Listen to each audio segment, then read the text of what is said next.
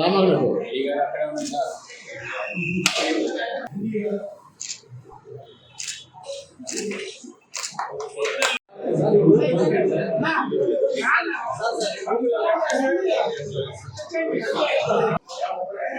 భాస్కర్ గారు 51,000 రూపాయలు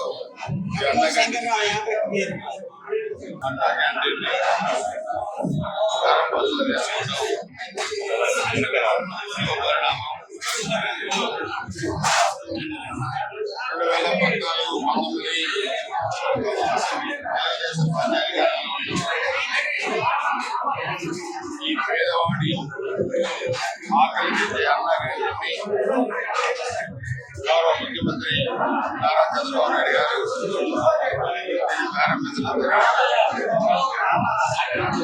సమాజంలో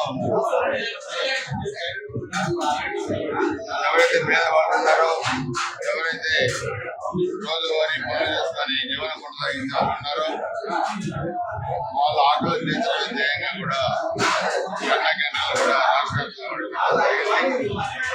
కానీ 2019 అధికారం వైసీపీ వచ్చినప్పుడు జగన్మోహన్ ముఖ్యమంత్రి అయిన తర్వాత ఈ అన్న కేంద్రం మొత్తం కూడా రాష్ట్ర వ్యాప్తంగా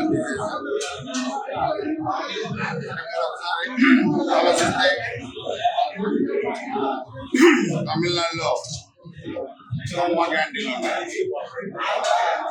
ఇక్కడ ప్రభుత్వం మారినా కానీ అదే పేరు మీద క్యాంటీన్లు కొనసాగించారు. ఇక్కడ ఏ పేరు కనపడకూడదు, అది పేదవాడి ఆటలు ఇచ్చే పథకమైన కానీ లేదా ఇతర ఏ పథకమైన కానీ కనపడదు.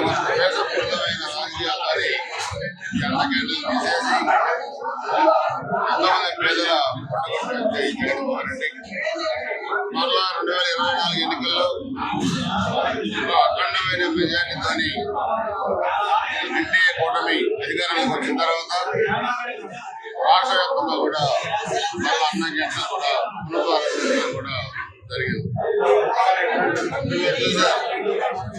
పేదవాడు రోజువారీ పనులు చేసుకునేవాడు, లేకపోతే ఎక్కడికన్నా ప్రయాణాల రీత్యా వచ్చినవాడు, వీళ్ళందరూ కూడా ఈ అన్న క్యాంటీన్ ద్వారా ఆటలు తీర్చుకుంటున్నారు. సో ఇదొక రాష్ట్ర వ్యాప్తంగా కూడా చాలా మంచి పేరు ప్రభుత్వానికి కూడా వచ్చింది.